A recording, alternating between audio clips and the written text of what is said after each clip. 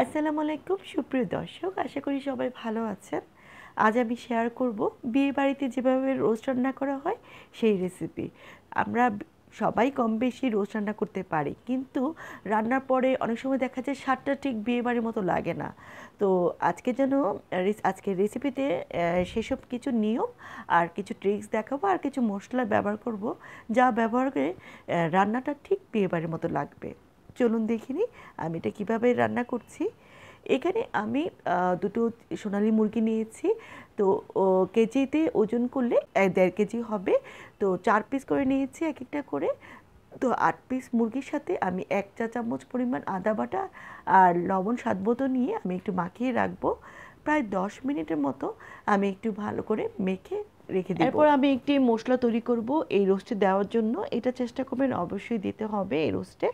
তারপর এখানে আমি নিলাম দুটো কাবাব চিনি।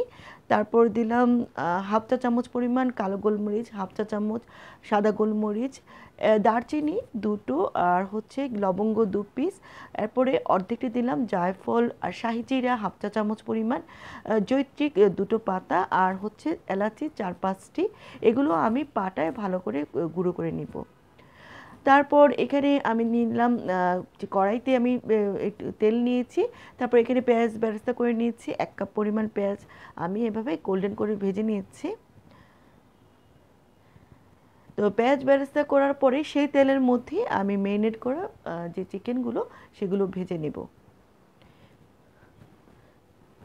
তো 2-3 মিনিট উল্টিয়ে পাল্টিয়ে আমি প্রায় লাল লাল করে ভেজে নিয়েছি। চুলার আঁচটা অবশ্যই বাড়িয়ে নিতে হবে।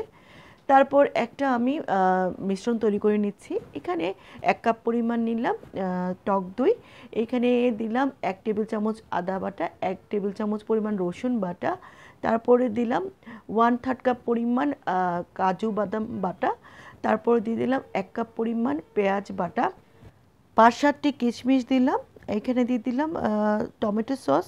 এখানে প্রায় 2-3 টেবিল চামচ পরিমাণ টমেটো সস দেওয়ার পরে আমি একটু চামচ দিয়ে ভালো করে ব্লেন্ড করে নিচ্ছি। আপনারা চাইলে এটা কিন্তু ব্লেন্ডারও ব্লেন্ড করে নিতে হয়, ব্লেন্ডারে ব্লেন্ড করলে আরও বেশি স্মুথ হয়। তো আমি চামচ দিয়ে আমি একটু ভালো করে ব্লেন্ড করে নিচ্ছি। তারপরে কড়াইয়ের মধ্যে আমি যেখানে আমি চিকেনগুলো ভেজে নিয়েছি সেই তেলের মধ্যে আমি দুটো পেঁয়াজ কুচিয়ে দিয়ে দিলাম, একটা বড় এলাচ, ছোট এলাচ 2-3টি, দুটো দারচিনির টুকরো, আর 3-4টি দিয়ে দিলাম তেজপাতা। এখন পেঁয়াজটা আমি আবারও একটু ভেজে নিচ্ছি। রোস্ট রান্নাতে কিন্তু একটু তেলের পরিমাণটা একটু বেশি হয়। তারপর কিছুক্ষণ ভাজার পরে যে মিশ্রণটা তৈরি করে রেখেছিলাম টক দইয়ের, সেটা এখানে দিয়ে দিলাম। তো আমি বাটিটা ধুয়ে আবার সেই পানিটাও এখানে দিয়ে দিলাম। তো এখন হচ্ছে গিয়ে আমি এই চুলার আঁচটা মিডিয়ামে চেয়ে আর একটু কমিয়ে রেখে আমি এটা কষিয়ে নিব। এটি কিন্তু চুলার আঁচটা অল্প মানে পরিমাণ রেখে এটা ভালো করে কষিয়ে নিতে হবে। তো যদি লেগে যায় তাহলে একটু সামান্য পরিমাণ পানি দেওয়া যেতে পারে। তবে রোস্ট রান্নার ক্ষেত্রে কিন্তু এই কষানোটা খুবই ইম্পর্টেন্ট, তাই অল্প অল্প করে আমি একটু কষিয়ে নিলাম। তো তেলটা যখন একটু উপরে উঠেছে তখন এর মাঝে আমি পেঁয়াজ বেরেস্তা প্রায় 1 মুঠ পরিমাণ দিয়ে দিলাম। পেঁয়াজ বেরেস্তা দেওয়ার পরও আমি আবারও কষিয়ে নিচ্ছি এটা ভালো করে।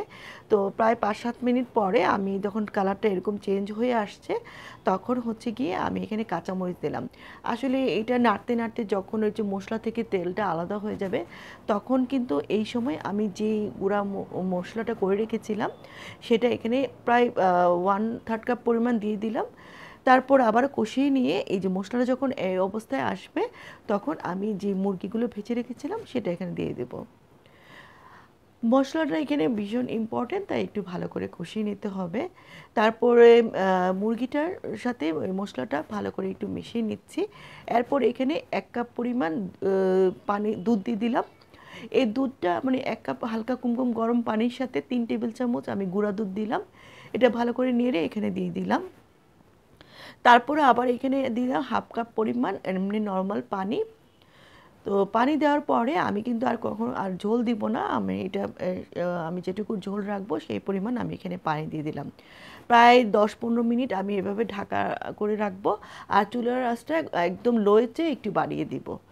প্রায় 15 মিনিট পরে দেখলাম আমার চিকেনটা কিন্তু প্রায় হয়ে গিয়েছে।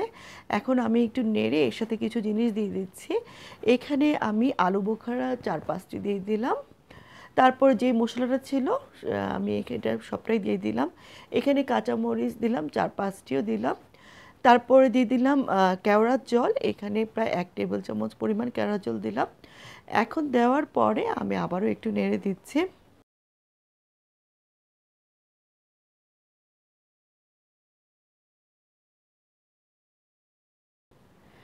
এরপর আমি আবারও ঢাকা দিয়ে রাখবো প্রায় 5 মিনিটের জন্য।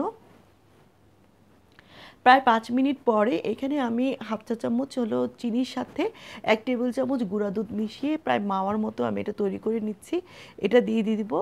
আর ঘরে যদি মাওয়া থাকে তাহলে অবশ্যই দিবেন, আর মাওয়া না থাকলে এভাবে চিনি আর গুঁড়া দুধ মিশিয়ে দিলে এটা টেস্টটা কিন্তু খুব ভালো হয় রোস্টের। তো আমি সবটা দেওয়ার পরে আমি আবারও একটু নেড়ে এখন আমি ঢাকা দিয়ে রাখবো 2-3 মিনিটের জন্য।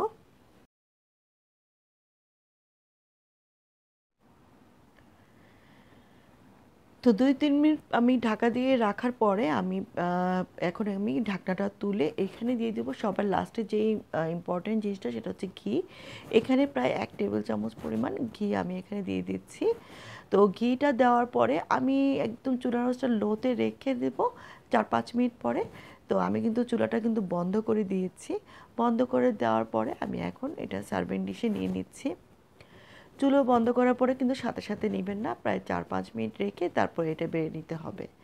তো আমার রোস্ট রান্নাটা হয়ে গিয়েছে। তো আমি তো আপনাদেরকে অনুরোধ করব, আমি আজকে যেই নিয়মে আপনাদেরকে রোস্ট রান্না করে দেখিয়েছি হুবহু যদি এভাবে করেন তবে আপনাদের রান্নাটাও ঠিক বিয়েবাড়ির মতো রোস্ট হবে। তো আশা করি আজকের এই রেসিপিটি আপনাদের কাছে ভালো লেগেছে। ভালো লাগলে অনুরোধ করব আমার চ্যানেলটি সাবস্ক্রাইব করে রাখার জন্য, আর সাথে বেল আইকনটা দিয়ে রাখবেন। তো আবারও হাজির হব এরকম রেসিপি নিয়ে। সবাই ভালো থাকবেন। আল্লাহ হাফেজ।